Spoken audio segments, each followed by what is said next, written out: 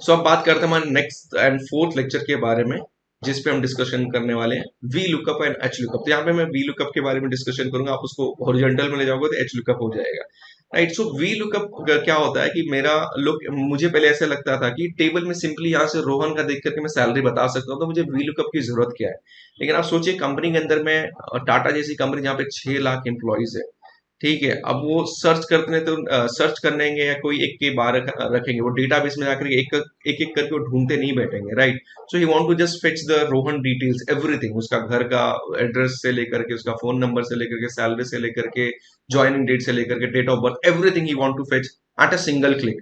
Right, so इसके लिए आपको क्या यूज करना है, वी लुकअप या आपका एच लुकअप। वी लुकअप का वर्टिकली कैलकुलेट किया जाता है। तो यहाँ पे मैंने एक कंडीशन बनाया कि एक एम्प्लॉइज डिटेल्स दिया गया है, कौन सा फोन नंबर है, ईमेल आईडी है, डिपार्टमेंट कहाँ काम करता है और सैलरी कितनी है। सो यहाँ पे मैं चाहता हूँ कि हम एक टेबल यूज कर रहे हैं यहाँ पे, जहाँ पे मैं एक नाम लिख देता हूँ रोहन, फॉर एग्जाम्पल यहाँ पे लिख देते हैं रोहन। ठीक है, मैं रोहन का, मैं चाहता हूँ कि रोहन की सैलरी कितनी, यहाँ से देख करके बता सकता हूँ, लेकिन जब 10 लाख रो होगा, आप सोचिए प्रोडक्ट का होगा तो कैसे निकालोगे, कोई प्रोडक्ट का होगा, किसी चीज का होगा, उसका डिटेल यहाँ पे लिखना।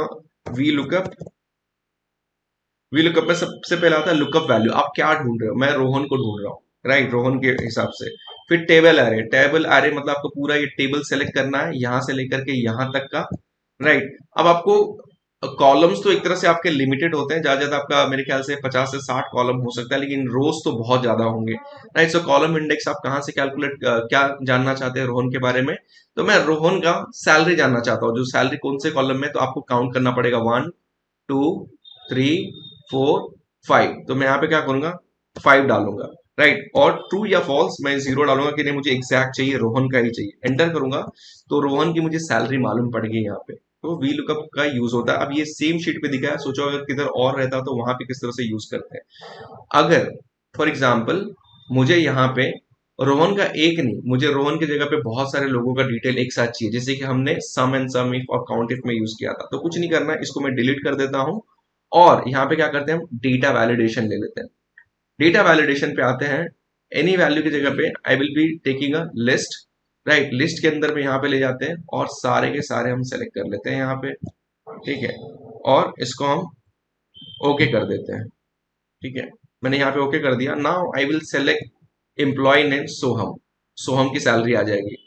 सोहम यहाँ पे मोनल, मोनल की सैलरी आ जाएगी।